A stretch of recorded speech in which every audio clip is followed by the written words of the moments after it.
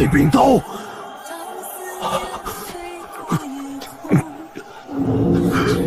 师傅。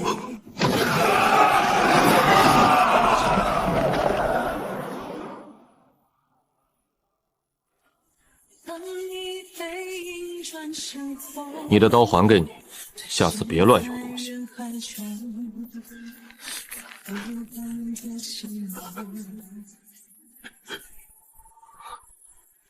伤成这样还逞能，回去再收拾。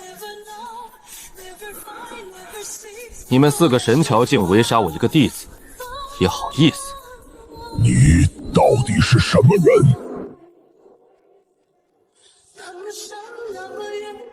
我是他师傅，也是你们今天的催命神。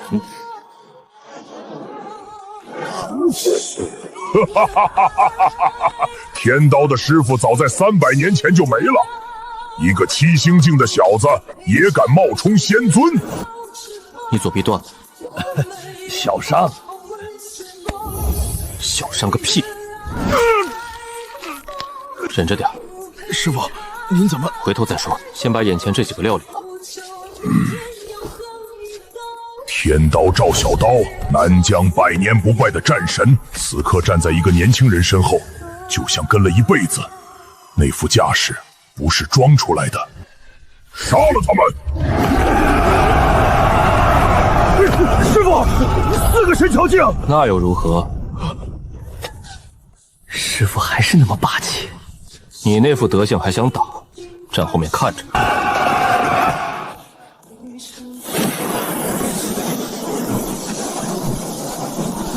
这是天地共鸣？不对，这不是7星境能做到的事，他的境界。300年前师傅临终时，实力已是天庭境巅峰。如今修为虽然大跌到7星境，但那些功法、神通对天地法则的体悟，这些东西不会因为境界降低而消失。7星境的修为，天庭境的手段，这就是我师傅。有点意思，但也仅此而已。压制低阶妖族士兵算什么本事？有种来对付我们4个！你急什么？排着队来。你一起上！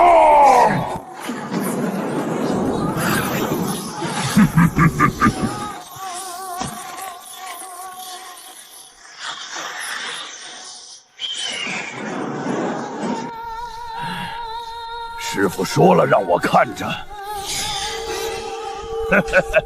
但没说不能帮忙挡一个。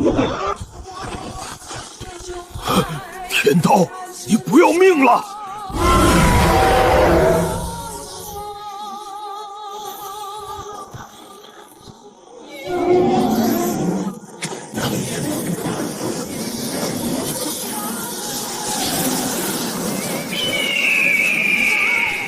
雷属性，成色不错，比我当年养的那条龙差点。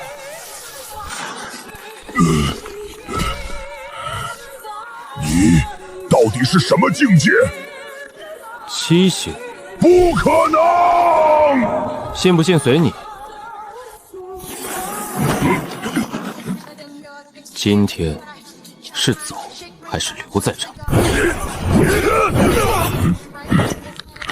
4大妖红联手围上天刀的计划彻底完了，撤！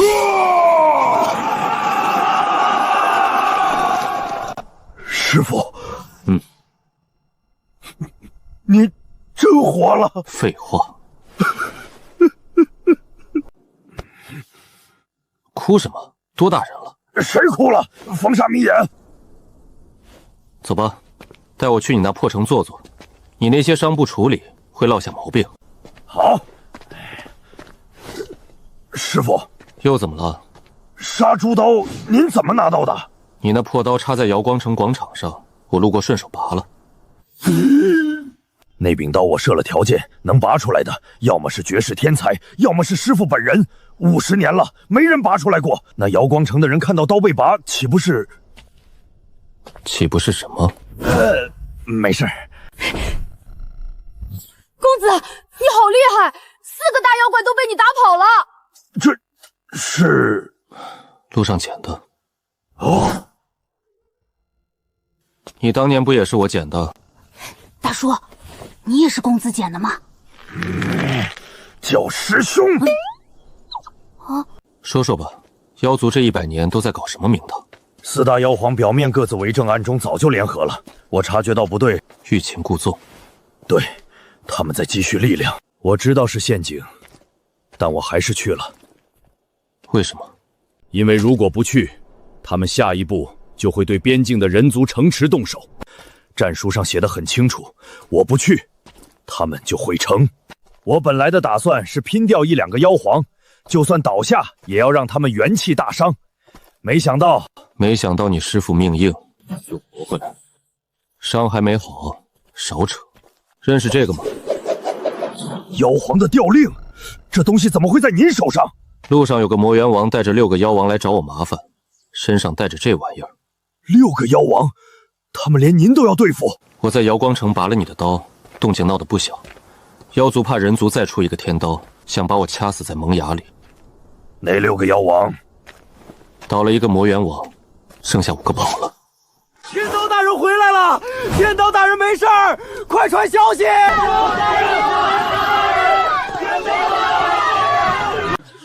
先生，这位就是我25徒弟赵小刀。天刀本人活的，够用了！300年了，连张椅子都不舍得买。练刀不需要椅子。师傅，您是怎么活过来的？在墓中苏醒，修为大跌，正在慢慢恢复。具体的我也说不清。300年前您走的那天，我在门外跪了一夜。后来我把您给我打的那柄刀带在身上，走到哪儿带到哪儿。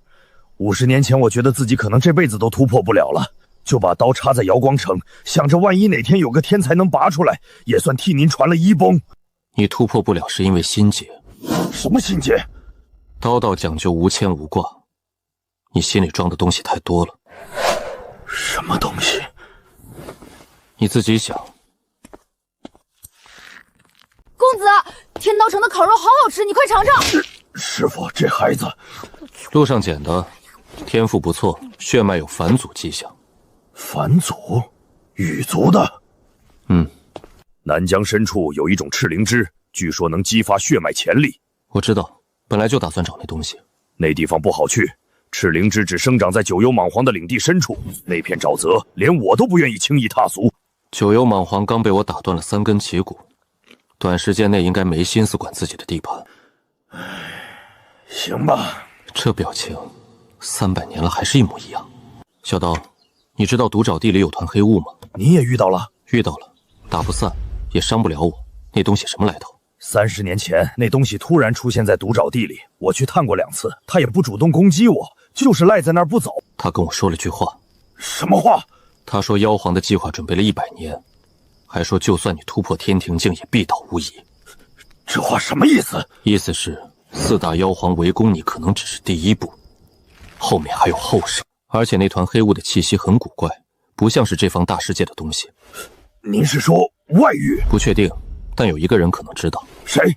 你二师兄。林师兄。推算天机，洞悉万物，这种事不找他找谁？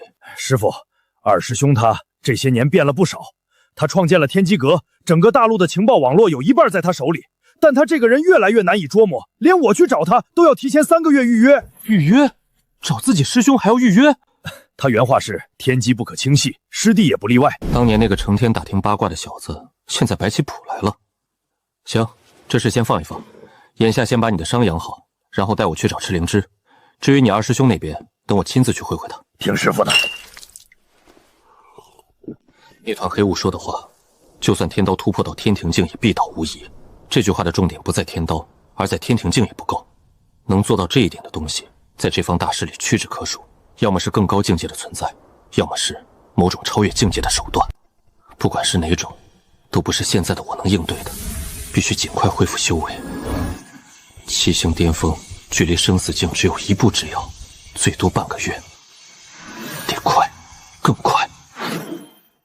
师傅，莽皇的领地在天刀城东南方向，大约1200千里。那片沼泽叫九幽泽，常年被毒雾笼罩，里面的妖族士兵最低都是生死境。赤灵芝长在哪个位置？泽心，也就是莽皇的老巢附近。那个公子，大蟒蛇不会吃人吧？那个公子，大蟒蛇不会吃人吧？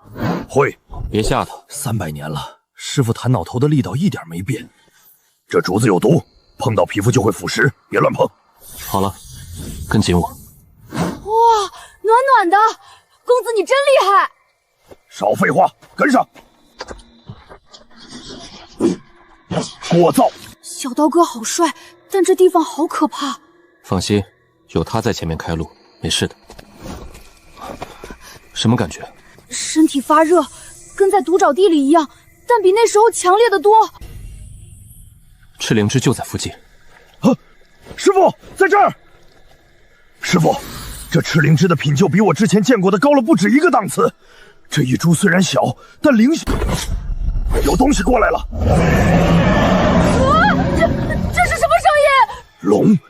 九幽泽里怎么会有龙？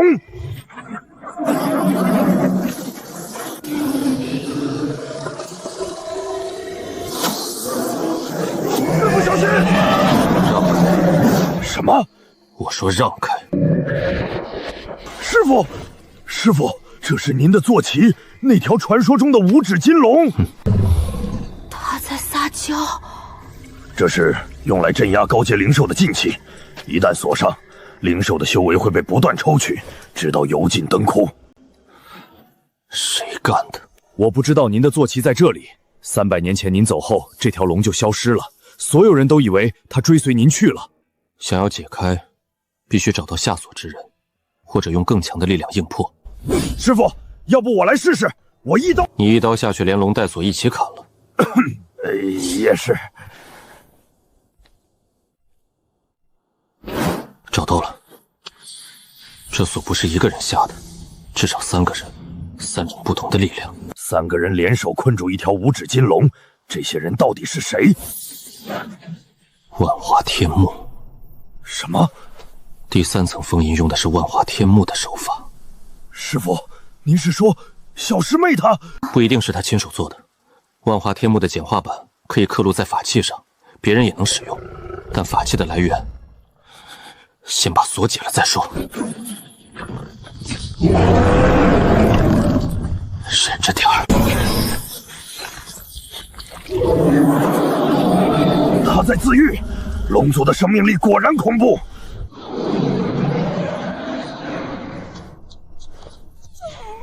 好小啊，跟条小蛇一样。我错了，是很威风的小龙。他被困太久，元气大伤，恢复到全盛状态还需要时间。师傅，当年这家伙可是能驮着您飞越整片大陆的，现在这样子，300年了，脾气一点没变。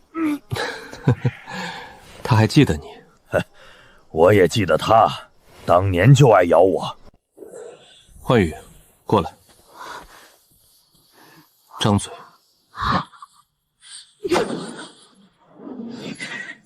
血脉在蜕变，这小子的天赋比我想象的还高。公子，我的翅膀变了。不只是翅膀，你的境界从炼神初期跳到六合境巅峰，血脉纯度提升了至少3成。一株赤灵芝就提升这么多？不是赤灵芝的功劳，是他自己的血脉底子好。赤灵芝只是个引子，真正起作用的是他体内沉睡的那部分力量。行了，别删了。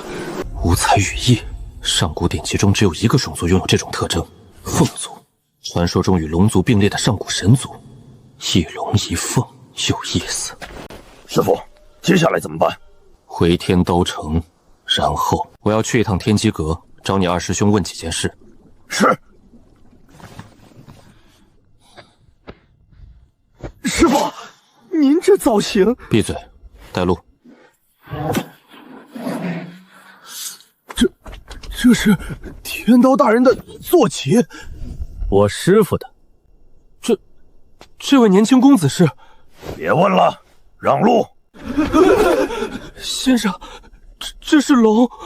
废话，别挡道。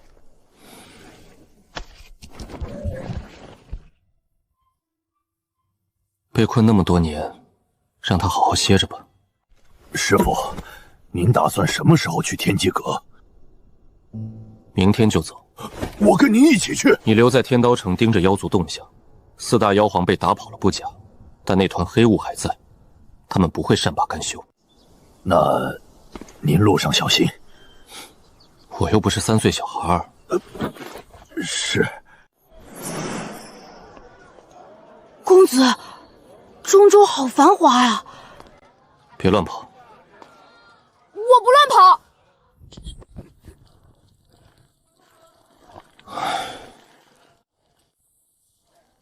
听说了吗？天机阁最近在搞拍卖会，据说有一件上古秘宝要出手。什么秘宝？不知道。天机阁的消息向来只透露一半，不过能让他们专门办拍卖会的东西，肯定不简单。在哪儿办？就在玄月城总部。3天后开始，各大势力都派人来了。3天后的拍卖会，倒是个见林清晨的好机会。老板，玄月城怎么走？出了镇子往北，沿着官道走半天就到。走了。公子，这个糖人好好吃。路上再吃。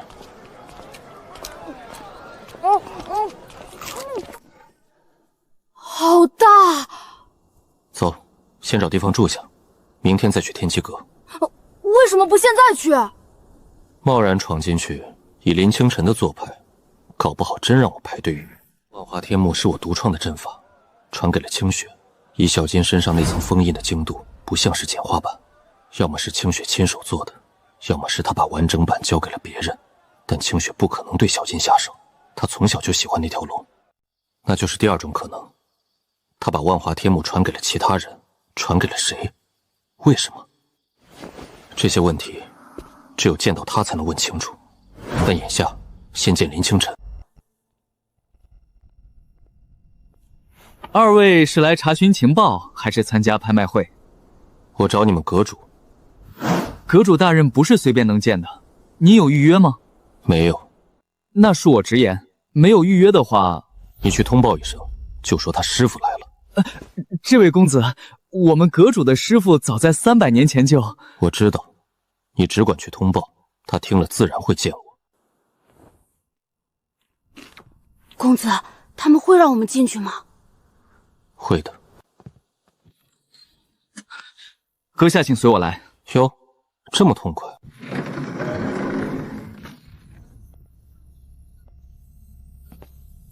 来了，我算到你今天会来。算到我来，也不下来接一下。你真是师傅？你觉得呢？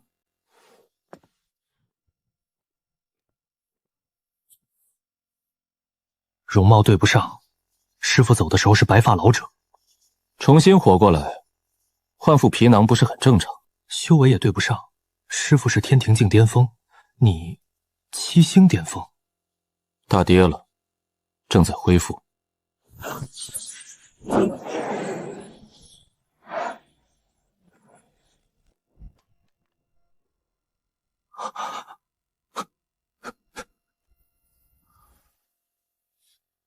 捡起来，像什么样子？师傅，您真的活了？废话多，坐下说正事。师傅找我是为了南疆的事。你知道，天机阁的情报网不是摆设，4大妖皇围攻天刀，万妖谷之战，还有一个神秘人出手击退妖皇。这些消息3天前就传到我这儿了。那你怎么不去帮忙？我推演过，结果是天刀此劫有贵人相助，无需担忧。至于贵人是谁，推演到那一步就模糊了，直到消息传来，我才知道是您。你的推演算不到我。师傅您是特殊情况，因果线全断了。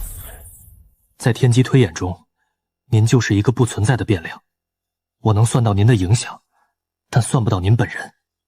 有意思。行，不说这个，我来找你问3件事。师父请说。第一，南疆独沼地里有一团黑雾，打不散也伤不了。你知道那是什么吗？知道，那东西叫噬界者，不属于我们这方天地，是从界壁的裂缝中渗透进来的。界壁裂缝，30年南疆深处的空间出现了一道极细的裂缝，裂缝太小，大型的外域生物过不来。但这种没有实体的东西可以。世界者本身战力不强，但它有一个极其麻烦的特性，它能侵蚀周围的天地法则。侵蚀法则？对，它待的时间越长，周围的天地法则就越不稳定。独爪地这30年扩大了10倍，就是它造成的。怎么解决？在我们这方天地的力量体系内，没有能直接消灭它的手段，除非封住界壁裂缝，切断它和外域的联系。怎么封？需要3样东西：龙族的逆鳞、凤族的心血，以及天庭境以上修士的全力一击。龙族的逆鳞，凤族的心血，巧得过分了。第二个问题，妖族的100年计划到底是什么？围攻赵小刀只是其中一步，后面还有什么？师父，这个答案您可能不太想听。说，妖族的100年计划不是妖族自己想出来的，是施戒者教他们的。施戒者和妖族不是合作，是利用。施戒者需要界壁裂缝扩大，才能让更多同类进来。而扩大裂缝的方法只有一个，在裂缝附近制造大规模的战争和死伤。所以他怂恿妖族攻打人族。对，4大妖皇围攻天刀只是开始，真正的计划是在天刀倒下后，妖族全面进攻南疆人族城池，大量生灵的陨落会产生怨气和死气，冲击界壁，让裂缝扩大，然后更多的世界者涌入，然后这方天地就完了。第3个问题，我的坐骑小金被困在九幽泽里，身上的锁链有3层封印，其中一层用的是万华天幕。万华天幕，那不是小师妹的。对，所以我想知道是谁把万华天幕用在了小金身上。小金失踪的事我一直在追查，300年前您走后不久，小金就消失了。我花了50年才查到她被困在九幽泽，但锁链封印的事……说下去。锁链上的3层封印分别来自3个人，火属性那层是七师兄周烈，水属性那层是13师姐沈冰。至于万华天幕，是清雪？不是，是他的大弟子清华长老。清华长老就是那天在万华宗见到的那个。刘清雪知道这件事吗？我不确定，但有一件事我可以确定。什么？七师兄和13师姐，他们在150年前就叛出了师门。叛出师门？周烈性子暴烈但重情义，沈冰冷淡却心思细密，他们怎么会？怎么回事？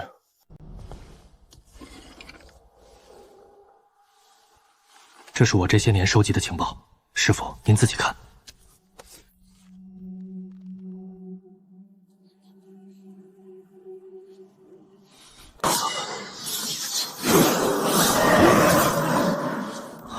归墟这个组织做什么的？表面上是修士联盟，暗地里他们和异族有勾结。你的意思是，小金身上的封锁术是周烈和沈冰联手异族做的？8九不离10，火属性和水属性的封印分别对应他们2人的功法特征。至于万华天幕那层，清华长老虽然是柳清雪的弟子，但他和归墟之间有过接触。接触？什么性质的接触？不清楚。清华长老行事极其谨慎，我的情报网只捕捉到他和归墟的人见过3次面，具体谈了什么无从得知。周烈、沈冰叛出师门，创建归墟，和异族勾结，困住了小金。清华长老参与封印，柳清雪是否知情？还有施戒者，30年前出现，异族制造冲突，扩大界壁裂缝，这些事之间，归墟和施戒者有关系吗？归墟的总部就在独爪地边缘。周烈和沈冰现在在哪儿？归墟总部。但师父，您现在的修为……我问你他们在哪儿，没问你我能不能打得过。师傅这脾气，决定了的事，10头牛都拉不回来。周烈现在是神桥境中期，史冰是神桥境初期，归墟还有大量的手下，其中不乏高手，加上独沼地里的世界者。我不是一个人去。赵小刀，神桥境巅峰；柳青雪，神桥境巅峰，再加上你什么境界？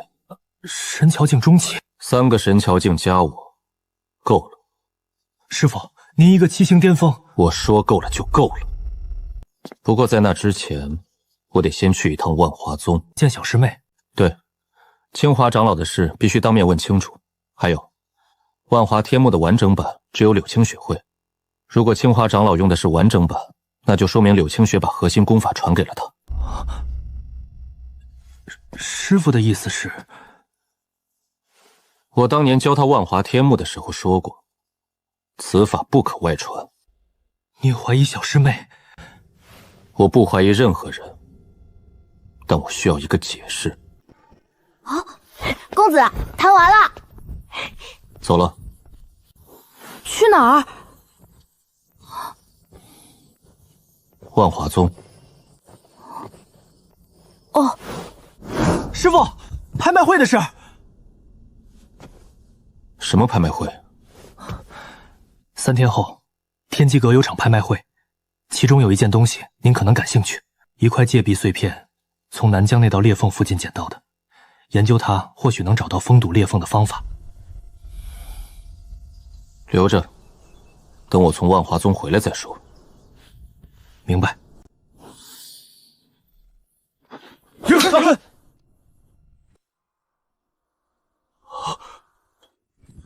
请进。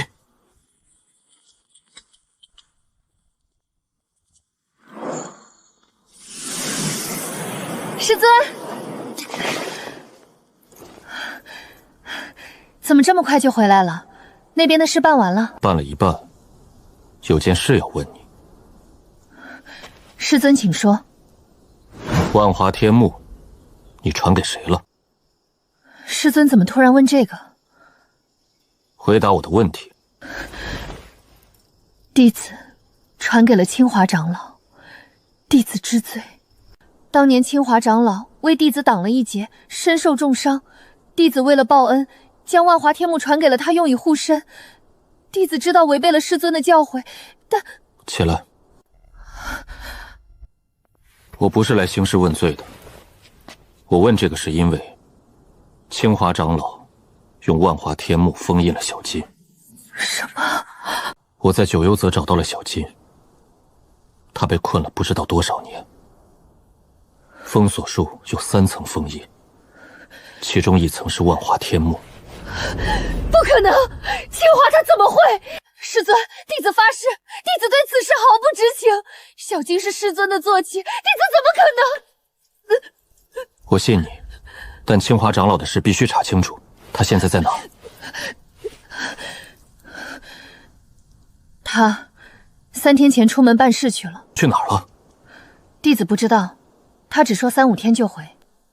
3天前出门，正好是我从九幽泽回来，消息传开的时间，这不是巧合。传令下去，全力搜寻清华长老的下落，活要见人。不用搜了，他10有8九去了归墟。归墟？那是什么？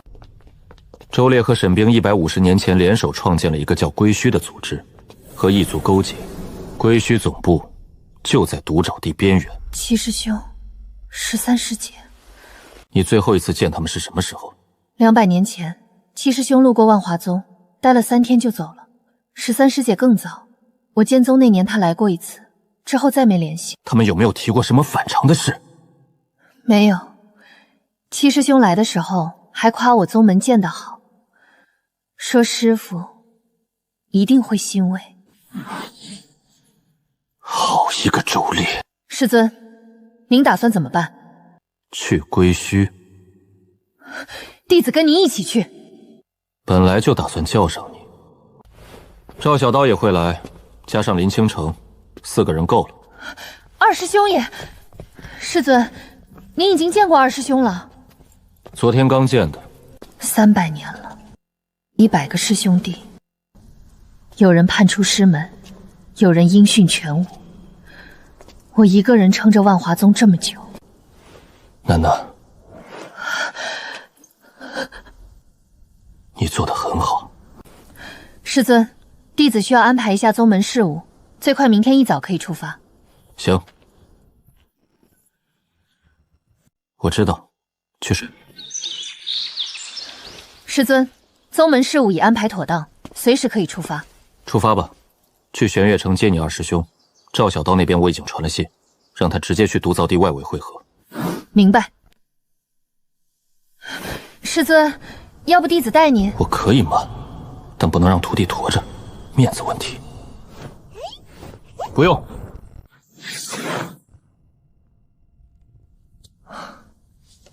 小师妹，二师兄，多少年没见了？120年。上次见面你还追着我要情报来着。二师兄当时收了我3万灵石，情报还是错的。那个年代久远的事就别提了。哼，行了，别叙旧了，走。师傅，拍卖会的事回来再说，先办正事。周烈、沈冰，当年我教你们的不是这些。既然你们走了这条路，那就由我这个当师傅的亲自来收场。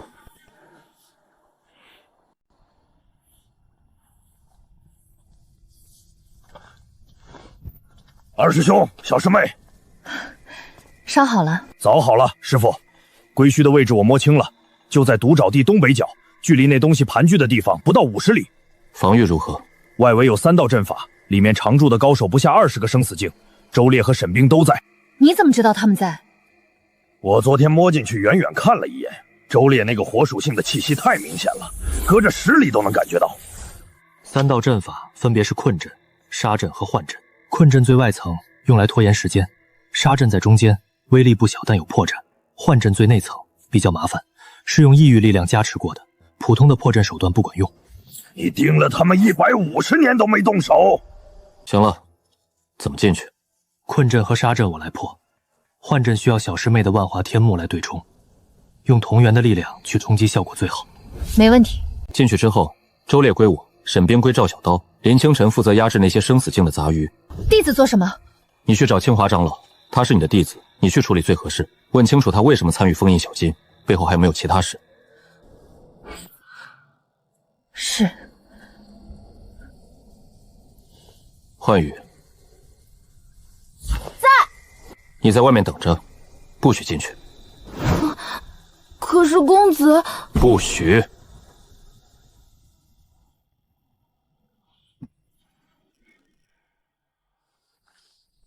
师傅，有件事我想说。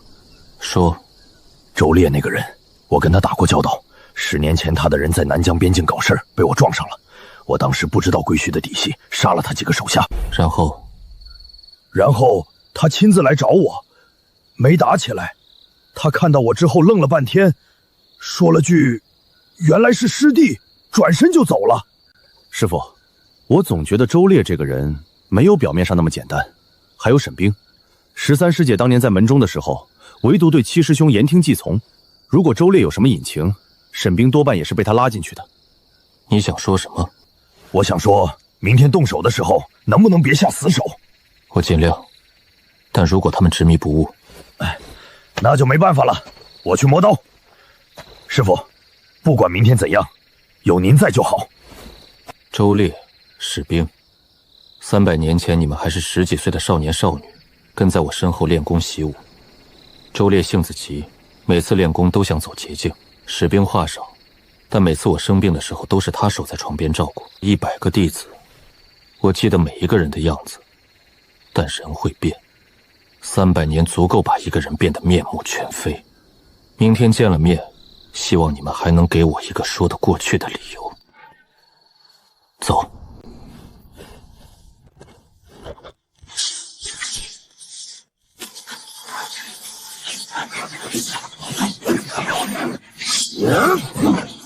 这种程度的杀阵也好意思拿出来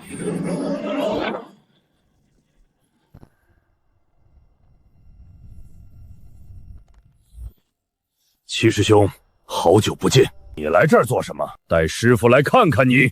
师傅，你们说他是师傅，师傅300年前就不在了，就算真能回来，也不可能是这副模样。信不信随你。周烈，我今天来不是跟你叙旧的。那你来做什么？问你几个问题，回答得好，你还是我的弟子；回答不好，怎样？你一个生死境初期的小子，在2个神桥境面前放什么狠话？第一个问题，小金是你困的。什么小金？装傻！师傅的五爪金龙被你们用锁困在九幽泽里，火属性的封印是你的手笔，水属性是使兵的，你敢说不是？是我们做的。13师姐！为什么？因为他挡路了。挡什么路？你到底是不是师傅？如果你真是，那我问你一件事。问。300年前，师傅临终那天晚上对我说过一句话，只有我和师傅2个人知道。你说出来，我就信你。300年前的那个晚上，我躺在床上，弟子们轮流来看我。周烈是第7个进来的。我说：“你的火太烈，总有一天会烧到自己。到那时候，别忘了回头看看身后还有没有人。”师傅，感人的师徒重逢，可惜来不及了。你答应过不插手的。我答应的是不插手你们的计划，但现在计划已经没有意义了。他来了，所有人都得留在这里，包括你们。师傅，对不起，很多事来不及解释了。这东西比你想象的要危险得多。都退后。那是什么？不可能！你怎么会法则之力？你明只是……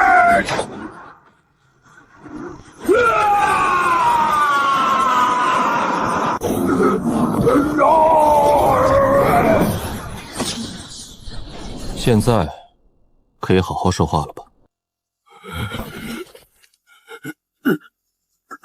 师傅，弟子有罪。说吧，从头说。师傅走后第100年，我在西域发现了一道空间裂缝。那时候裂缝很小，只有针尖大，但每年都在扩大。我研究了30年，才搞明白，裂缝在吞噬周围的天地法则来壮大自己。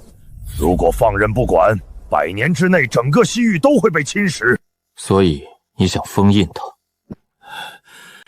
但我封不住，试了所有办法都不行。裂缝背后的力量太强了，不是我一个人能对抗的。然后他跟我说话了，世界者从裂缝里伸出来，告诉我一个封印裂缝的方法。你信了？我没信，但他说的方法我验证过，理论上确实可行。什么方法？用一条真龙的龙气镇压裂缝，龙气是这方天地最纯粹的本源之力，可以修补被侵蚀的法则。所以你盯上了小金。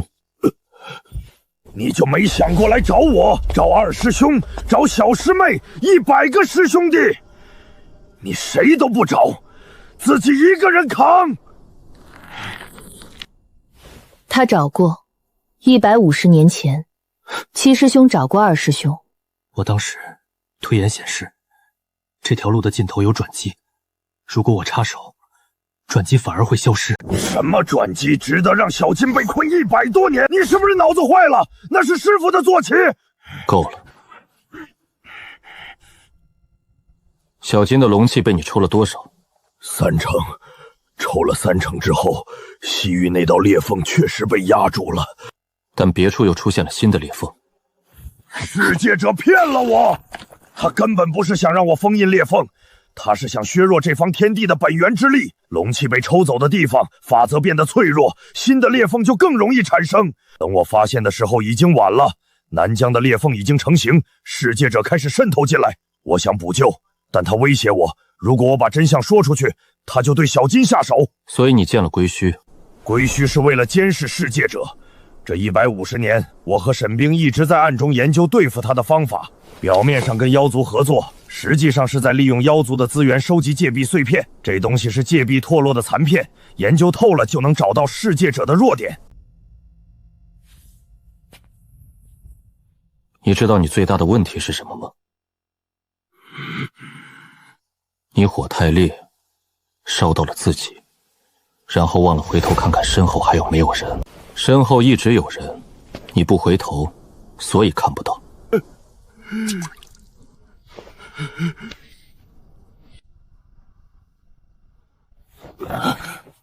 万华天幕那层封印是你加的。是周烈前辈说需要3层不同属性的封印才能稳固，火属性和水属性有了，还差1层。你知道万华天幕是师祖传给我的，不可外传。我传给你是因为你救过我的命，但你拿它去困师祖的坐骑，这件事你打算怎么跟我交代？弟子知错，弟子当时不知道那条龙是师祖的坐骑，周烈前辈只说是一条需要镇压的凶龙。你没问？弟子没问。师尊，此人如何处置？你的弟子，你自己处置。清华，从今日起，你长老之位撤去，回宗后面壁100年，期间不得出关。谢师父不杀之恩。起来吧。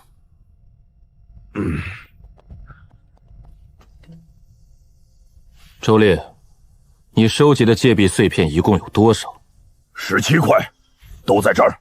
拿出来。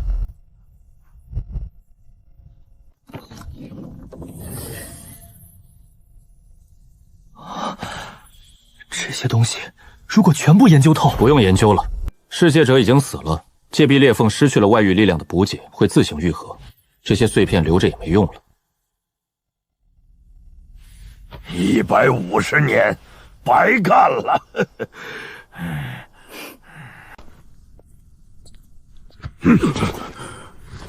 下次有事别一个人扛。行了，事情了结了，归墟解散。你们2个跟我回去。回哪儿？天刀城，先把你们的伤养好，然后接下来还有事需要你们帮忙。什么事儿？戒壁裂缝虽然会自行愈合，但需要时间。妖族那边4大妖皇还活着，不会善罢甘休。师父的意思是，接下来还有仗要打。都散了，回各自的门派去。以后好好修炼，别走歪路。你那个拍卖会上的戒壁碎片，我回去就把它撤了。既然噬戒者已死，那块碎片没必要拍卖了。不，别撤。拍卖会照常办，但东西换一换。换什么？噬戒者已死，南疆戒壁裂缝正在愈合。这个消息无价。把这个消息放出去，让整个大陆都知道，妖族之所以敢动手，是因为噬戒者给了他们底气。现在底气没了，看他们敢不敢动。釜底抽薪。啊，公子，打完了。打完了。这2个是坏人吗？不是，是你师叔。我又多了师叔？你师叔多得很，慢慢认。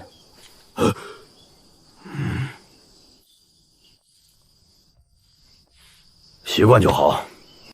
想什么呢？师父，您刚才那一击消耗很大吧？你想说什么？噬戒者死了，但4大妖皇还活着。如果他们再来，弟子虽然做了错事，但这150年的修为没白练，拖住1个妖皇，弟子还是做得到的。你这是在请战？弟子欠师傅的，欠小金的，欠所有师兄弟的，总得做点什么。把你那破火功好好练练。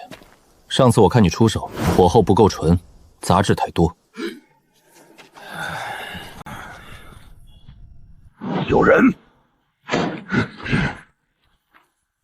一个人，生死境巅峰，不对，是半步神桥。救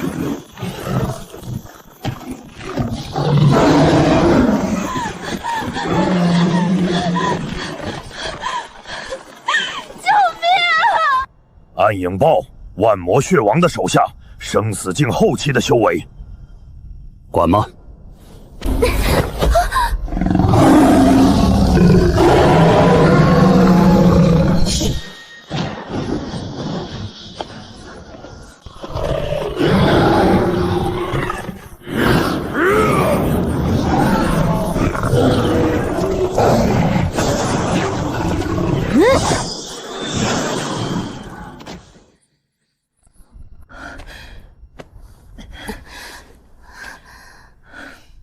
没事了。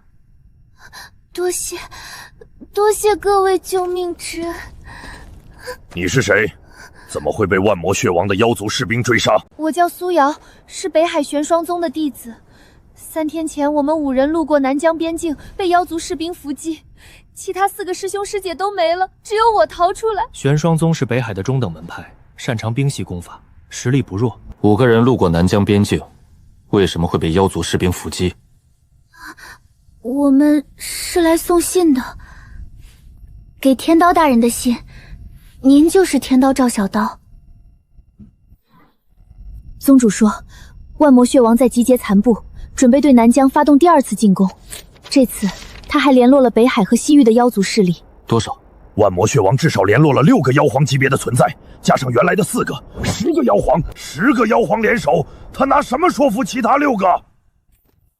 利益，万魔血王多半是在之前就开始联络了，许诺的条件大概是瓜分南疆的人族领地。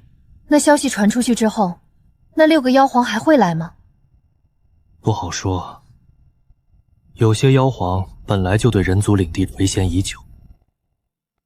借口不重要，利益才是根本。10个神桥境，我这边5个神桥境，加上我6对10，数量吃亏，但质量上未必。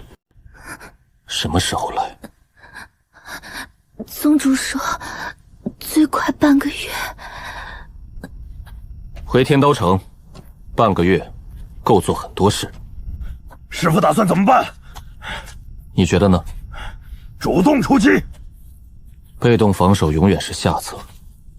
10个妖皇联手攻城，就算我们守得住，天刀城的百姓也扛不住。那打蛇打7寸，万魔血王是联盟的核心，杀了他，联盟自然瓦解。杀万魔血王，他可是神桥境巅峰，而且恢复能力极强，所以不能硬杀。那怎么杀？引蛇出洞。万魔血王最忌惮的人是谁？您。所以，如果他知道我落单了呢？师父，你要拿自己当诱饵，这问题大了。您现在才生死境初期，我生死境初期打得过天庭境的世界者，一个神桥境巅峰的妖皇，你觉得我搞不定？道理是这个道理，但让师父一个人冒险，不是一个人，我会带人，带幻羽。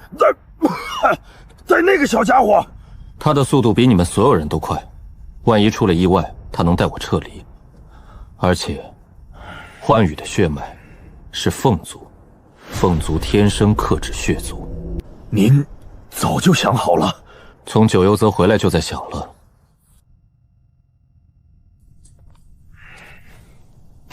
那我们做什么？你们去劫其他妖皇，10个妖皇不可能同时到南疆，他们会分批赶来，在他们会合之前，一个一个吃掉。闻而击之。林清晨的情报网追踪行踪，你和柳清月各带一队。周烈和沈冰配合，每组对付2到3个，绰绰有余。但有个前提，必须在万魔血王到达南疆之前解决掉至少6个，否则他一到，剩下的就会汇合，再想各个击破就难了。时间够吗？够不够？都得够。二师兄，你那情报网能不能查到那6个妖皇现在在哪儿？你觉得我天机阁是摆设？那就查。急什么？回城再说。你这人怎么什么都不急？急有用吗？我的4个师兄师姐倒在了3头生死境的妖族士兵手里，而他们讨论10个神桥境的妖皇，就像在讨论一件寻常小事。姐姐，你怎么了？没什么，就是觉得你们好厉害。我不厉害，厉害的是公子。公子，你说的是那个年轻人？公子是最厉害的人。看着20出头，所有人都听他的话，到底是什么来头？有些事不该问。大人，您可算回来了。3天前南疆边境连续遭到妖士兵袭击，规模不大，但频率很高，一天至少7、8次。什么时候开始的？就是您走后第2天。每次来的妖族士兵都不多，但打完一波又来一波，弟兄们都快撑不住了。是他，万魔血王在摸我们的底。传令下去，所有副将半个时辰后到议事厅集合。是。乖，恢复的不错。先生，这几位是……你师叔，别问了，进去准备茶水。师叔又多了3个，别问了，别问了，快去跑茶。情况就是这样，10个妖皇联手，南疆压力前所未久。但先生已经有了部署，各自听令行事。天刀说什么，我们就做什么，没二话。好，散了，各自准备。师傅，天机阁在北海和西域的分布已经在查了，最迟明天就能确认那6妖王的确切位置。好，确认后第一时间告诉我。还有一件事，拍卖会的消息放出去之后，反响比我预想的大得多。怎么说？各大势力都派了人来，不只是为了消息本身，更多的是想见见那个让4大妖皇铩羽而归的人。我没空应酬，我知道，但有几个势力来头不小，得罪了不太好。这是名单，天剑宗、太虚殿、紫霄圣地，每一个背后都有顶尖高手坐镇，那就让他们派人来天刀城。想帮忙的欢迎，想看热闹的让他们离远点。明白了，我替您转达。归元丹能解决真气续航的问题，但还需要更多手段。小金，你现在能喷火吗？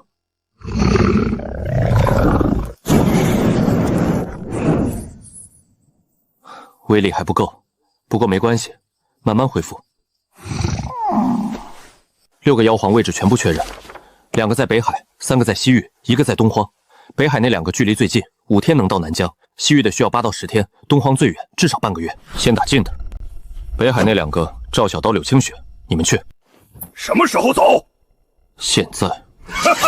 行。北海那2个是什么来头？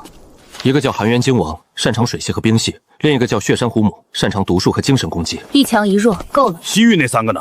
你和史兵去，加上林清晨。3个人对3个妖皇，怎么没信心？我和史兵配合没问题，但二师兄他……七师弟放心，我虽然不擅长正面战斗，但辅助和控制还是拿手的。你那个推演术能用在实战里？预判对手的下一步行动，提前布置陷阱，干扰对手的判断，这些够不够？够了。什么时候走？明天。西域那3个还有8天才到，我们有时间准备。那东荒那个呢？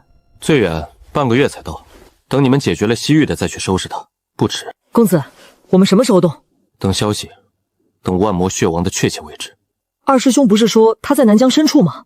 在南疆深处没错，但具体在哪还不确定。他的隐匿能力极强，想找到确切位置不容易。那怎么办？引他出来。怎么引？你觉得万魔血王最想对付的人是谁？公子您？对。所以您要出去晃悠，让他来找您？聪明。那会不会很危险？有你在怕什么？跑不过他，还飞不过他。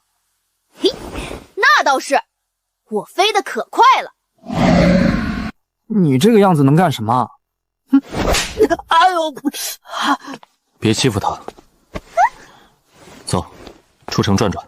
现在就去引他出来？不是，去买点东西。公子，他们好可怜，所以要尽快解决妖族的问题。这位公子，买这些药材做什么用？你是谁？在下裘山天剑宗长老。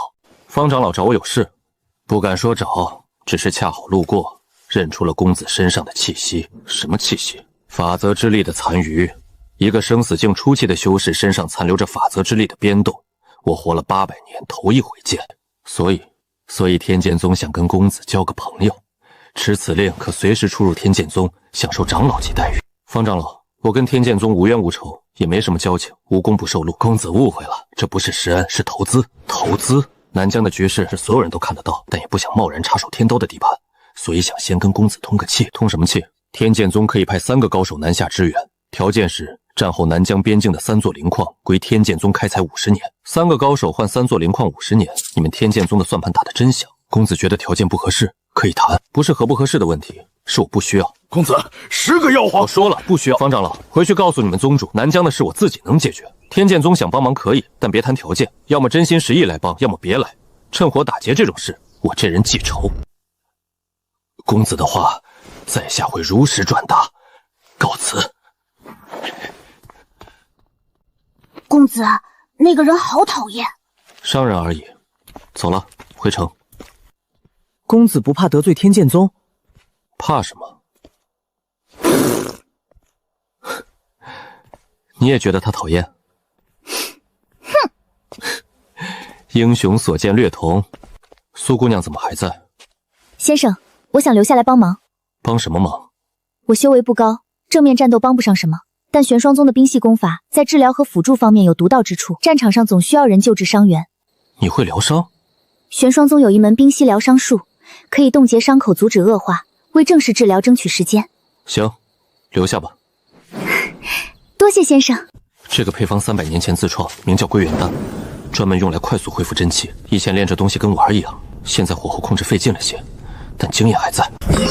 6颗，每一颗能瞬间恢复2成真气，6颗加起来足够我连续释放7次法则之力级别的攻击。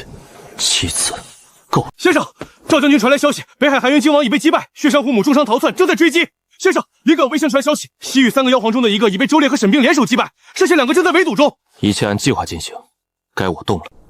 公子，我们去哪儿？万魔血王上次逃走的方向是正南，我们往南走，走慢一点，动静大一点。故意让他发现我们？对。那我飞高一点，让他看到我的翅膀。聪明。一个生死境初期的人族修士，大摇大摆往南疆深处走。万魔血王要是不心动，他就不配当妖皇。公子，都第3天了，还是没动静，急什么？鱼饵放下去了，总得给鱼咬钩的时间。来了。公子，别慌，准备好，随时听我指令。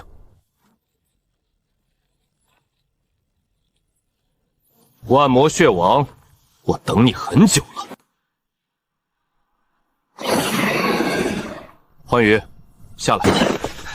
公子，好臭，这是什么味道？忍着，他来了，比我预想的早了半天。里面在变色，公子，这到底……别慌，他选择从地底来，说明他这次做了万全准备。万魔血王，上次是完整人形，这次把自己和大地为一体了，他是来拼命的。小子，你胆子不小。你也是，上次被打跑了还敢来。五爪金龙，他怎么会？被你的人困了100多年，刚放出来，怎么心虚了？周烈那个废物嘴倒是不严。别怪他，我问什么他都得答，毕竟我是他师傅。你到底是什么人？问这么多干什么？你不是来对付我的吗？动手吧。哼，上次你能逼退我们，是因为我们不知道你的底细。现在我知道了，那就试试看。在我的领域里，你的力量消耗加倍，而我不会累。他说的没错，按刚才的效率，把所有弹药用完也打不穿，得换个思路。欢愉，在。飞。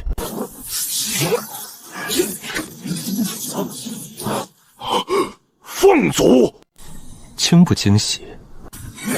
血域的核心不在物里，在地下，切断它和源头的联系就行了。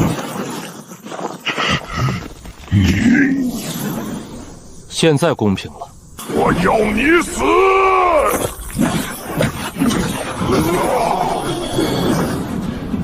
小金，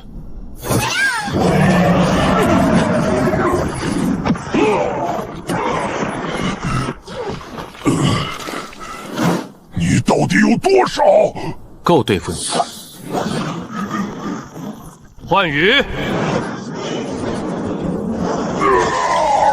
结束了。小金，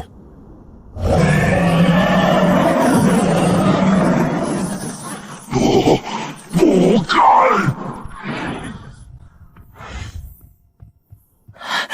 公子，我们赢了！赢了。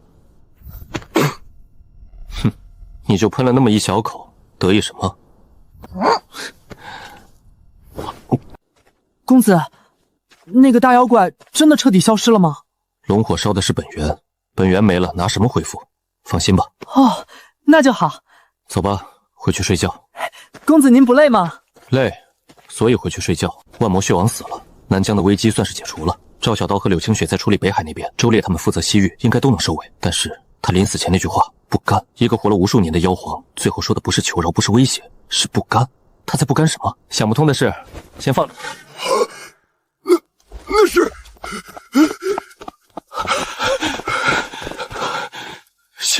先生，您回来了。先生，您没事吧？万魔血王死了。我去睡觉，别人找我就说不在。是。一天一夜，修为稳固了不少，实战果然是最好的修炼。苏瑶这丫头倒是细心。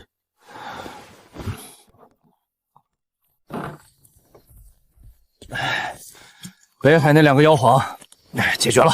我知道，林清晨传过消息。那你也该传个消息啊！我回来才听说您把万魔血王单杀了一个人，就带着幻羽那个小屁孩，还有小金。小金现在能打什么？灵芝激动。行，你很厉害，师傅，您就不能让人省点心？省心了，你不就失业了？坐。小师妹，你这眼神跟查岗似的。闭嘴！西域3个妖皇，2个伏诛，1个投降。投降的是青鳞蛇后，被我和水兵联手打服了。师傅，出事了！什么事？柳青雪被人抓了。什么时候的事？今天下午，他说去城外采药，带了2个弟子，傍晚没回来。我派人去找，2个弟子倒在路边昏迷，柳青雪不见了。2个弟子怎么样？没有外伤，就是被人一掌拍晕了。手法很干净，没留任何痕迹。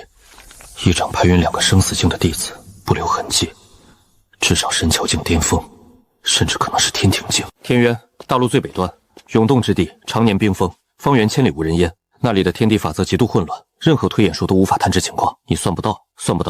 天渊是天机阁的盲区，我的推演术在那里完全失效。对方选在天渊，就是冲着林清晨的推演术来。师傅，这明摆着是陷阱。我知道。那你……我去。师傅，他是我的弟子，不管是谁，不管是不是陷阱，我去。我跟您一起。信上说独来，管他写什么，万一是天庭剑的对手，那你去了也没用。师傅，让我查一查，3天时间。我未必能算到天渊里的情况，但我可以排查谁有动机、有能力做这件事。但不管查到什么，3天后我都会去。赵小刀，至少你可以送我到天渊外围。好，周烈和士兵呢？要不要叫他们？叫，让他们在天渊外围500里处接应。明白。你不能去，你现在这个状态，去了帮不上忙。公子，我去。你也不行。为什么？上次打万魔血皇，我不是帮上忙了吗？上次的对手是神桥境巅峰，这次可能是天庭境。天庭境是什么概念？打个比方，万魔血王在天庭境面前，跟你在万魔血王面前差不多。放心，我有办法，不简单，专门用来在法则混乱区域稳定契机。天渊那种地方，没有这个不行。5道法则印记同时运转，只能维持3息，3息之内战力可以短暂达到天庭境初期，够不够不知道，但这是我目前最强的底牌。500里外接应。如果3天之内我没出来，别说这种话。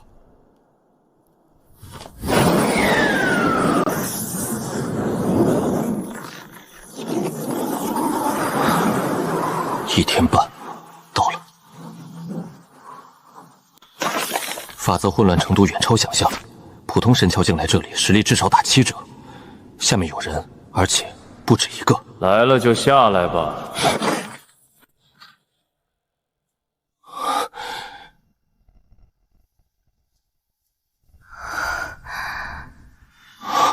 天庭境，中期。他没事，只是被我封了意识，醒不过来而已。你是谁？你不认识我了？姜太初。还没老糊涂。你抓我弟子做什么？不抓他，你会来吗？你可以直接找我。直接去天刀城，你那个拿刀的弟子，怕是不等我开口就先砍过来了。这倒是，赵小刀那脾气确实会。放心，谈完就放他走。谈什么？300年前你死了，整个大陆都知道。我亲自去确认过你的坟墓，你消散的气息全是真的。然后呢？然后300年后，一个年轻人横空出世，七星境击退4大妖皇，生死境单杀万魔血王，你的弟子们全都认你。所以我想知道，你到底是怎么回来的？这很重要吗？很重要，因为我也想让一个人回来。你要救谁？我女儿。姜太初有女儿，300年前他从没提过。什么时候的事？200年前被人害的，害他的人已经不在了。你做到了，不管用了什么方法，你确实从死亡中回来了。这个方法能不能用在别人身上？姜太初，我实话跟你说，我不知道自己怎么回来的，没有秘术，没有阵法，没有任何人为操作，我就是醒了。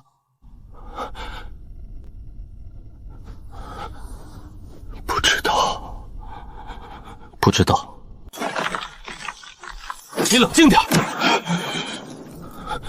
抱歉，200年了，我找了200年，翻遍了上古典籍，走遍了大陆每一个角落，什么都没用。然后我听说了你的事，一个死了300年的人回来了，这是200年来我听到的唯一一个真实的希望。姜太初，我没有骗你，如果我知道方法，我可以告诉你，但是我信你，你这个人从来不说谎。300年前是，现在也是。人还你，抱歉用了这种方式。你可以试试正常的方式，比如写封信，约个地方喝杯酒。你变了，300年前的你不会说这种话。人都会变。师尊，没事了。师尊，这个人故人，不是敌人。等一下，如果有一天你想起来了，告诉我。好，还有，南疆如果有麻烦，可以找我。你什么时候这么好说话了？不是好说话，抓了你弟子，总得还个人情。行，记着。师尊，那个人到底是谁？姜太初，300年前大陆第2强者。第2？那第1是？我。走吧，赵小刀他们在前面等着，别让他们急坏了。师尊，弟子被抓的时候什么都没感觉到，一眨眼就失去了意识。弟子是神桥境巅峰，竟然连反应的机会都没有。天庭境跟神桥境之间的差距比你想象的大，不丢人。师尊，弟子想突破天庭境。急什么？水到渠成的事。弟子不想再让师尊一个人去面对危险。师傅，小师妹，怎么样？对方是谁？打起来了吗？没打，是个故人，有事找我谈，谈完了人也放了，就这么简单，就这么简单。真没打。那我们这几天在冰天雪地里蹲着，是蹲了个寂寞，锻炼意志。走，回家。查到了，抓小师妹的人是姜太初。我知道，您知道，见过了，面对面谈的。我动用整个天机阁情报网查了3天，他一句见过了就完事儿了。那他找您做什么？问我怎么复活的？他想救回他女儿。姜太初有女儿？我也是刚知道。别想多了，他就是走投无路了才来找我。那他说南疆有麻烦可以找他，这话能信吗？能信。姜太初说话算话，300年前就是这样。还有一件事，东荒那个撤退的妖皇九尾天狐派人送来了求和书，条件呢？他愿意签100年互不侵犯契约，条件是人族不追究他参与联盟的事，签，但加一条，东荒妖族每年向南郊提供1000株灵药作为赔偿。1000株？师傅您这是敲竹杠啊！他参与了围攻赵小刀的联盟，1000株算便宜他了。明白，我去回信。师傅，出事了。怎么了？姜太春的事，我查了一下他女儿的死因。200年前，姜太初的女儿姜若水天赋极高，20岁就到了生死境，但她被人设局害了，是当时北海的一个大势力，叫苍兰。为什么害她？争夺一件上古遗宝。姜若水先一步找到了那件东西，苍兰阁的人追上她，最终在北海深处将他围困致死。然后姜太初灭了苍阳阁，苍阳阁上下3000余人一夜之间全部消失。从那之后，姜太初就隐匿了200年，直到这次出现在天渊。那件遗宝呢？下落不明。江若水死后，遗宝消失了。有人说被苍兰阁抢走了，但姜太初灭了苍兰阁也没找到。什么遗宝？传说是一件拥有逆转生死之力的上古至宝，不是普通的手段，而是真正能让逝者重回人世的力量。逆转生死，我的复活会不会跟这东西有关？你确定？只是传言，但如果是真的，那姜太初找了200年的东西，可能从一开始就不在苍兰阁手里了。如果能算到，就不叫继续查。这件东西的线索能查多少查多少。明白。300年前我死了，300年后我回来了，中间发生了什么？为什么是这具身体？为什么是这个时间点？如果那件遗宝真的存在，如果它真的有逆转生死的力量，那我的复活或许不是偶然。你知道答案吗？也是，你被困了100多年，什么都不知道。不管真相是什么，先把实力提上去再说。滚！天道城不欢迎你们！赵庄主息怒，我等此来并非挑衅，实在是事出紧急。什么事比我师父闭关更急？说。此事只能当面跟贵派掌门说。我就是掌门，有话跟我说。恕在下直言，此事赵庄主做不了主。师父，这人非要见您，我拦不住。拦什么？来都来了，说吧，什么事？在下太虚殿执事长老方劝明，见过前辈。别叫前辈，显老。见过先生。什么事？3天前，太虚殿在中州的一处秘境突然崩塌，秘境里关押着一头上古凶兽饕餮。他跑了。秘境崩塌时，殿内3位长老试图镇压，但饕餮实力远超预估，3位长老2位陨落，1位重伤。饕餮破风而出，往南疆方向去了。饕餮什么修为？封印前他被关了8000年，一直在吞噬秘境星壮大自己。现在的修为，我们估计至少半步天庭。行了，我知道了，你们回去吧。师父，又来活了。这些人一个个的自己惹的祸都往咱们这儿推，谁让咱们能打呢？哼，这次怎么打？还是您一个人去？饕餮不一样，万魔血王是血族，有明确的弱点。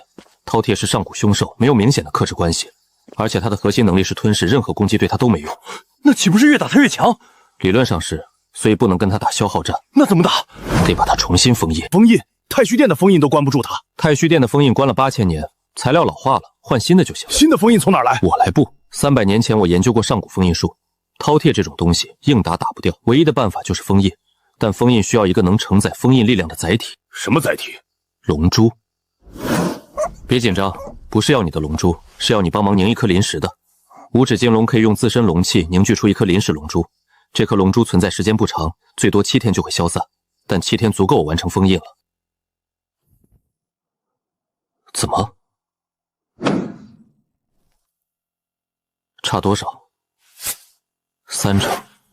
他现在恢复了5成，凝龙珠需要8成，3天能恢复吗？有没有办法加速？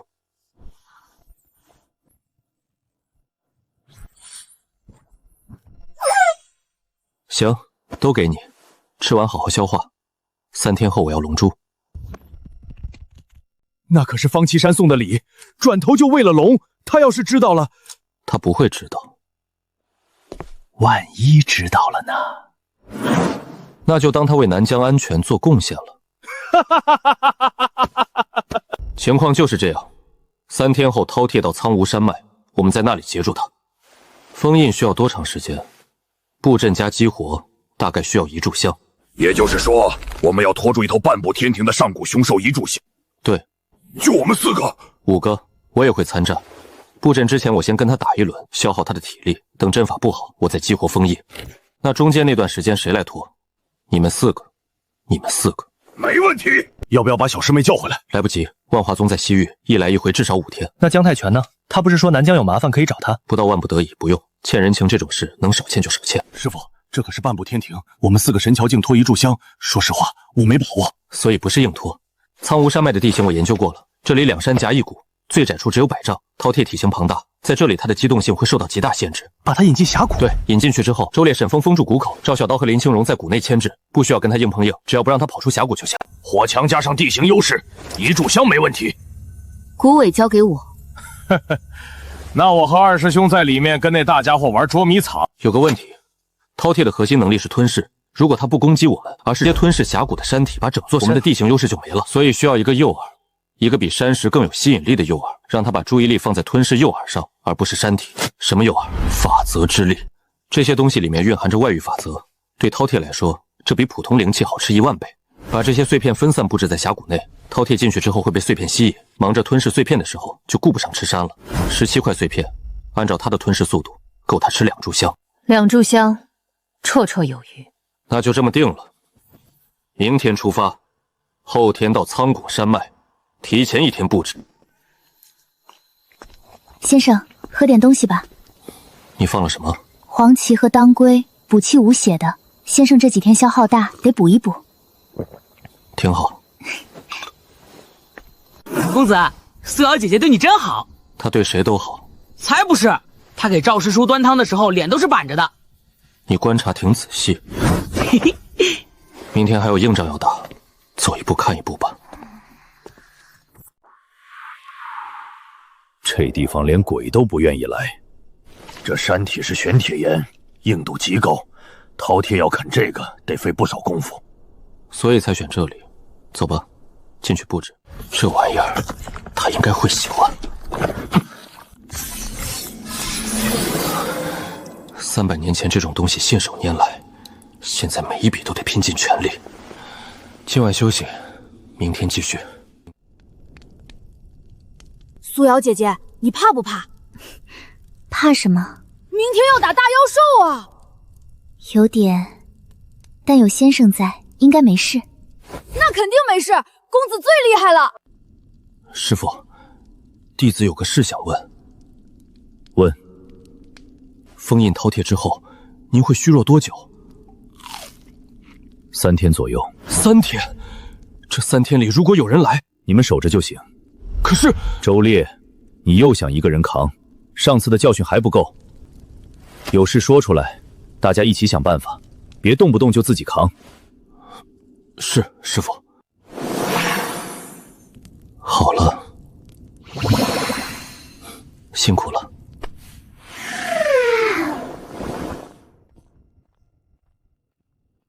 明天就看这一局了。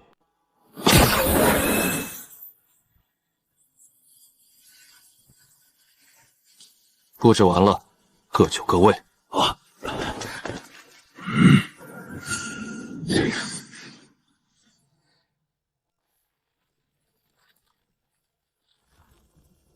来了。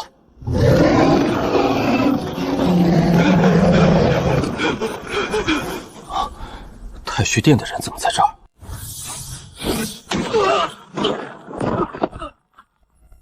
别往峡谷里跑！前辈，就上一边去，别碍事。好香，想吃吗？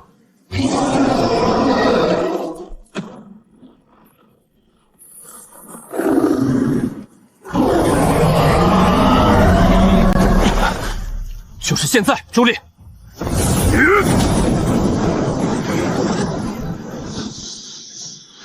困我！你们敢困我！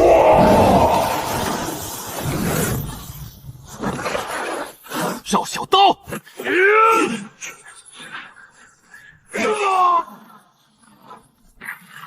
这货皮也太厚了！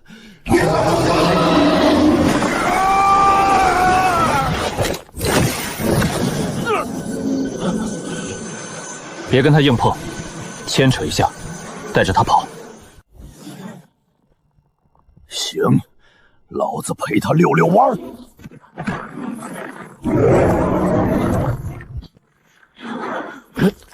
还真是贪吃啊！给我争取1炷香，从现在开始计时。收到。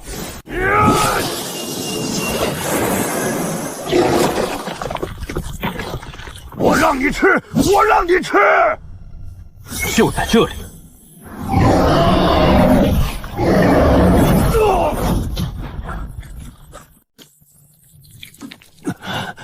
还差多少时间？半炷香，撑住。那那个东西不对劲儿。狩猎！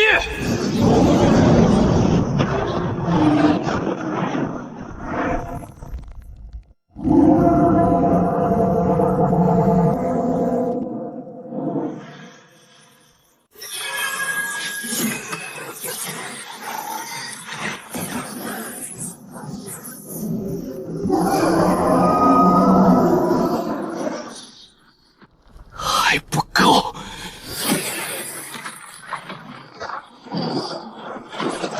8000年了，我不要再被关！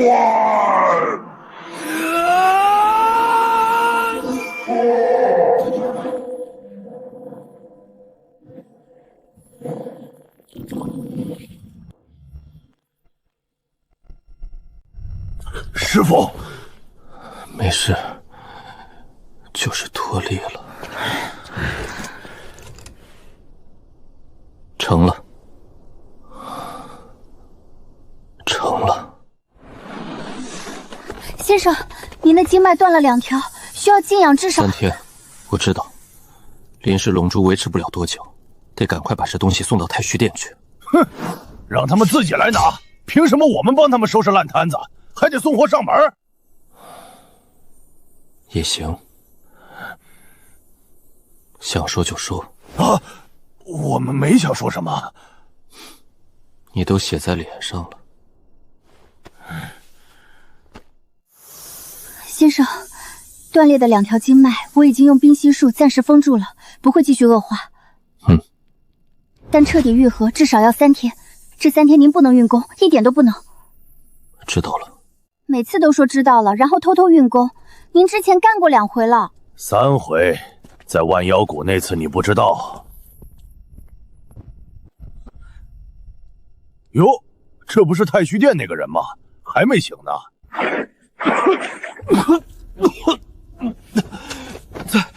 在下太虚殿内门弟子陈默，多谢前辈救命。别磕了，说正事。方劝明不是说你们店主在闭关吗？你跑来追饕餮干什么？前辈，弟子不是来追饕餮的，弟子是来报信的。报什么信？饕餮不是自己破封的。什么意思？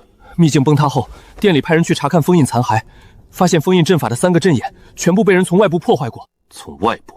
对，有人进入了秘境，从外面把封印的阵眼一个个打碎，不是封印老化，是人为的，刻意的。谁干的？不知道，但能进入太虚殿的秘境，又能破坏上古封印阵法的人，修为至少在极高境界以上。秘境有守卫吗？有，3位长老常年驻守。3位长老都没发现有人闯入。3位长老2死1重伤，弟子怀疑他们可能在饕餮破封之前就已经被人偷袭了，但秘境崩塌掩盖了一切痕迹，现在已无从查证。有人蓄意放出了饕餮，让他冲向南疆，为什么？这件事让林清晨去查，你回去告诉方翠明，饕餮已经被封住了，让他派人来取。是。还要告诉你们店主，封印被人破坏的事不要声张。弟子明白。喂，你那个样子能飞？能飞。吃了再走，别死半路上丢我们的人。多谢赵城主。万魔血王组建联盟围攻南疆，饕餮被放出来也冲向南疆，2件事的目标都是南疆，巧合？我不信巧合。睡不着就别装了。先生也没睡啊？我在想事情，你呢？先生，我想学战斗。可是你修的是1道。1道也可以战斗。玄霜宗有一门功法叫冰心诀，可以把冰心疗伤术转化为攻击手段。我之前没学，是因为用不着。现在觉得用得着了。今天在山顶上看着先生和各位师兄战斗，我什么都做不了。治疗也很重要，但不够。等回了天刀城再说。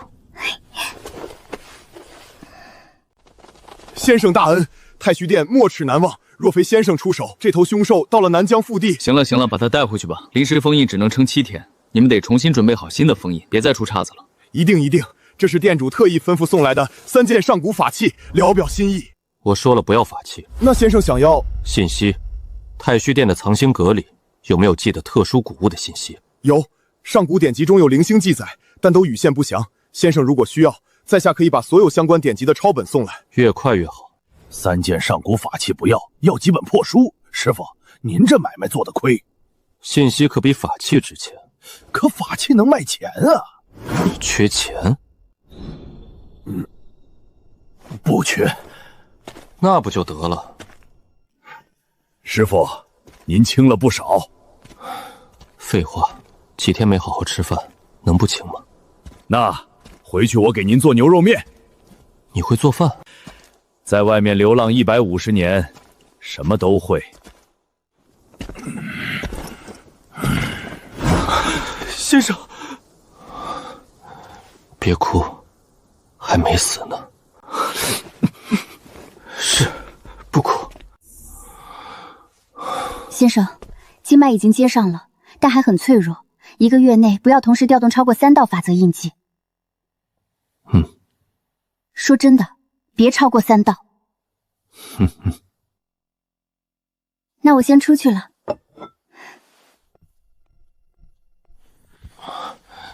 经脉在愈合过程中反而变得更有韧劲了，因祸得福。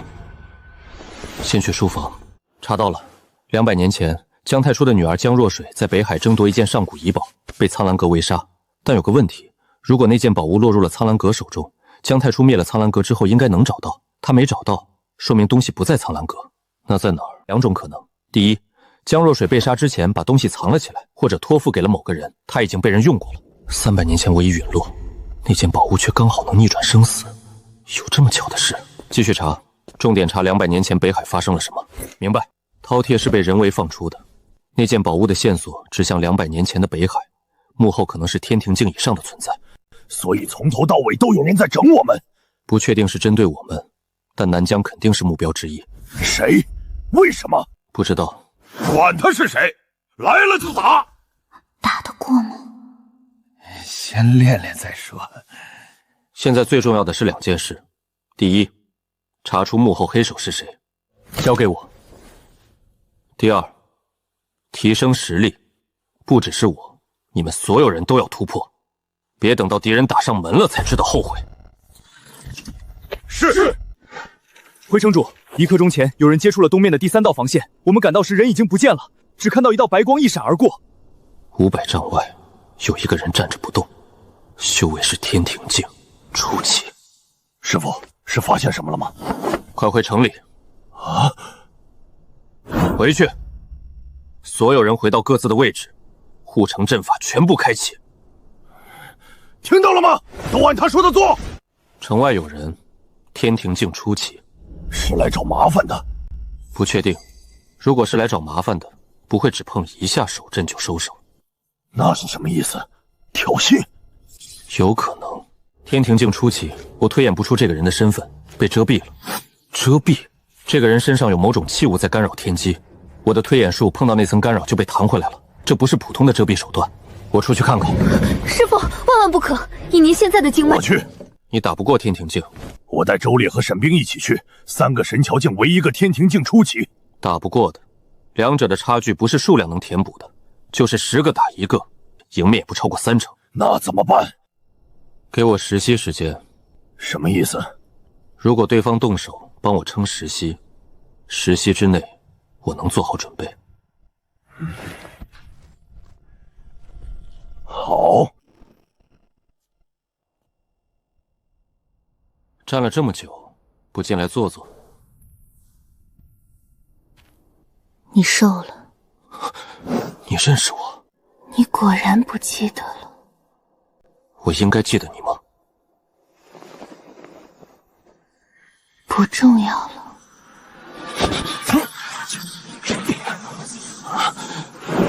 这是用过的，已经碎了大半，没有力量了。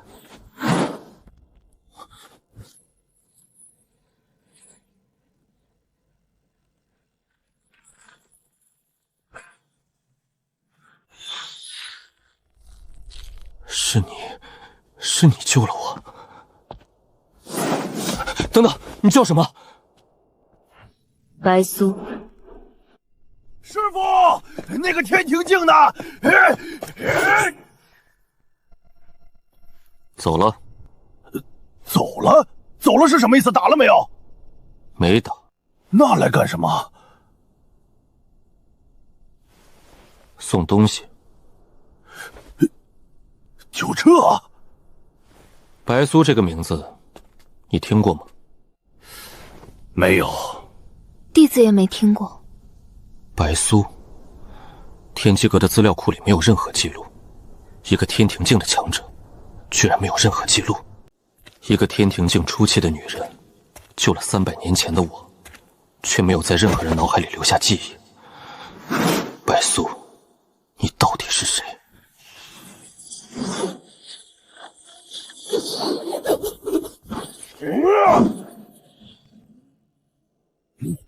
突破了！突破了！放开！你勒死我了，周师兄！我不用刀也能出刀意了。我知道了，先把我放下来。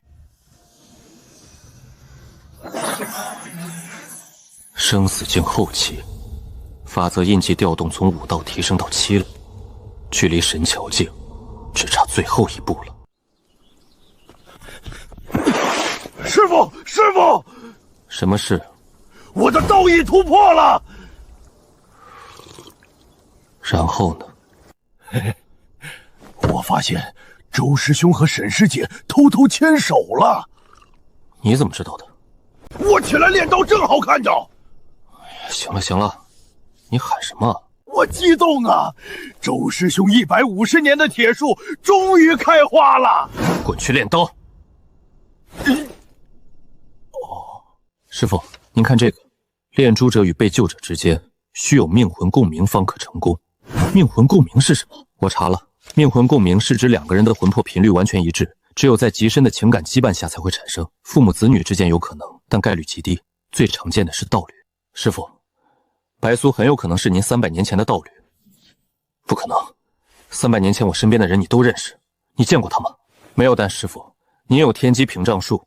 如果您把这门术法交给了他，又刻意隐瞒了他的存在，我们不可能知道。我为什么要隐瞒？我不知道，但以前的您跟现在很不一样。那时候您很少跟我们说私事，您的世界里只有修炼和守护大陆，其他的一概不提。300年前的我到底是什么样的人？我教过他天机屏障术，所以他才能消失得无影无踪。但我为什么要教他？我跟他到底是什么关系？师父，您真的一点都不记得他？一点都不记得，那就只能等他再出现了。他会再出现吗？会。一个藏了300年的人突然现身，他肯定有话要说。昨晚没说完，可能是时机不对，他会再来的。对了，饕餮的事查得怎么样了？有眉目了。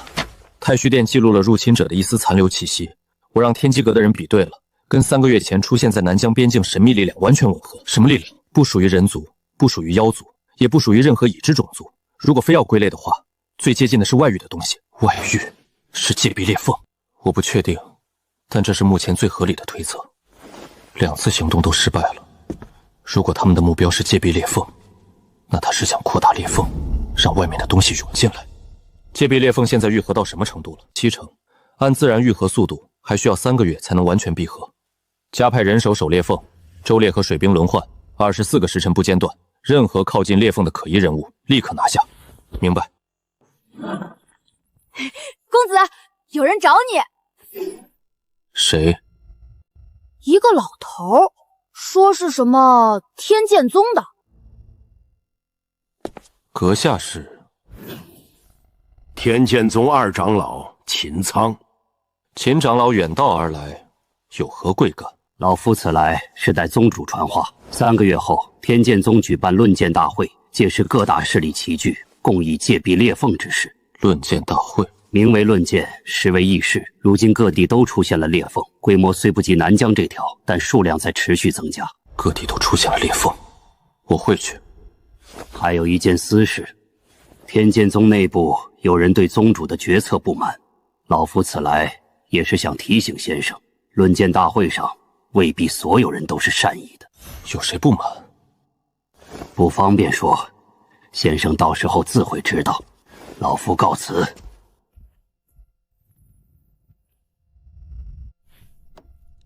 又是开会，能不能来点实在的？天剑宗的论剑大会每100年举办一次，是大陆上规格最高的聚会，这次却提前了50年，说明事态确实严重。那我们去几个人？全去。全去？天道城不留人手？刘陆景和吕子杰，护城阵法够他们撑一阵子。可是3个月够你们至少突破1个小境界。到了论剑大会上，我不想看到有人拖后腿。从明天开始加倍修炼。赵小刀，你的刀艺还差最后一层，3个月内必须突破。是。周烈，你的火系法则到了瓶颈，我给你一套功法，照着练。是。士兵，你跟周烈配合的默契还不够，多磨合。明白。还有林清晨，弟子知道，推演术的第9重。刘清雪，弟子在。你说过想突破天庭境，3个月不够，但我可以帮你把根基打到极致，等时机到了，一步跨过去。是，师尊。还有一个问题，你已经醒来好几个月了，如果白苏真的是您的道侣，她为什么现在才出现？她在等我想起来。那晚她用确定的语气说你果然不记得了，想来她已经料到我不会记得她，所以她来了。为什么？因为这个，她把它交给我，是在告诉我答案在这里面。可珠子里面已经没有力量了，没有力量，但有残影。那天晚上我接住她的时候，看到了一些画面碎片，很模糊，但确实有。什么画面？我死的时候，有人把这颗珠子按在我胸口，是一双女人的手。如果你能把残影完整解读出来，需要更强的神识，生死境不够，至少要神桥境。我要闭关1个月，中间不要打扰我，除非天塌了。什么程度算天塌？天庭境以上的敌人打上门。明白了。这间密室是300年前专为突破而建，所有外界干扰都进不来。生死境后期的臂障松动了，生死境巅峰，不能停，继续冲！神桥境的门槛就在眼前。300年前，我跨过这道坎用了3年。屏障出现裂纹了。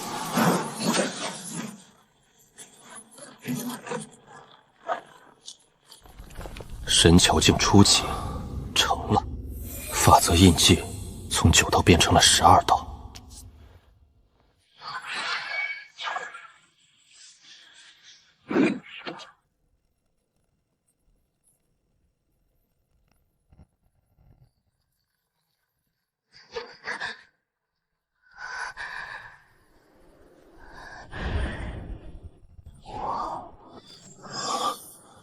等我，他说的是等我。300年，他等了300年。神桥境，都出来！师傅突破了！你能不能注意点？差点把门框烧了。师傅突破了，真的假的？师傅，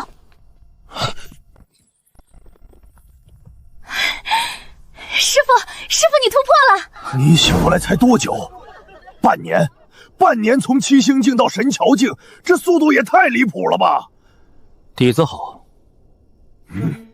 今晚吃什么？肯定得庆祝啊！周烈，你不是说要给师傅做牛肉面吗？今天做，就做牛肉面，是不是寒碜了点儿？那就再加个卤蛋。得嘞！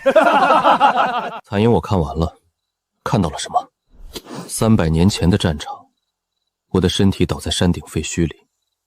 白苏赶到，把那颗珠子按在我胸口。他说了2个字：等我。师傅，300年前害您的人是谁？残影里只有白苏到达之后的画面，之前发生了什么，全是空白。这个问题，可能只有白苏知道答案。那就等他来。不用等了。不用紧张。都看到了。看到了。你有很多问题要问吧？不用走。该知道的，你们都该知道。300年前，我是怎么死的？你自己选的。300年前，界壁第一次出现裂缝，不是南疆那条，是在极北之地。比现在这条大10倍。裂缝里涌出来的存在比世界者高好几个层次。他自称虚无之主，你一个人去拦了他，没叫任何人，连我都没告诉。等我赶到的时候，裂缝已经被你封住了。你把全部的修为、全部的生命力灌进了戒壁，把裂缝堵死了，代价是你的命。所以不是被人害的，是我自己选的。对。那虚无之主呢？被你赶回去了，但还没消亡，他还在戒壁外面，300年了，他一直在找新的裂缝。南疆的裂缝，各地新出现的小型裂缝，还有万魔联盟饕餮被放出来的事，都跟他有关。他出不来，你封的那道壁还在，但他能往这边渗透力量，操控这边的人和事。他在削弱戒壁。对，一点一点的消，等戒壁薄到一定程度，他就能再次突破。多久？按现在的速度，不到1年。所以你现在出现了。我等了300年，本来打算一直等下去，等你自己想起所有事情，但时间不够了。那颗珠子复活我的时候，为什么我会失忆？副作用，它逆转生死，但不能完美复原灵魂。等你回到天庭境巅峰，应该能全部想起来。应该，你也不确定。从来没有先例，你是第一个，也是唯一一个。白素，300年前我们是什么关系？等你想起来的时候就知道了。你可以现在告诉我。告诉你也没用，你不记得了，说出来只是几个字，字不值钱。那什么值钱？回忆。论剑大会我会去，戒壁的事不是你一个人的。师父，别说话。哼，我就说一句，说300年前的您眼光挺好。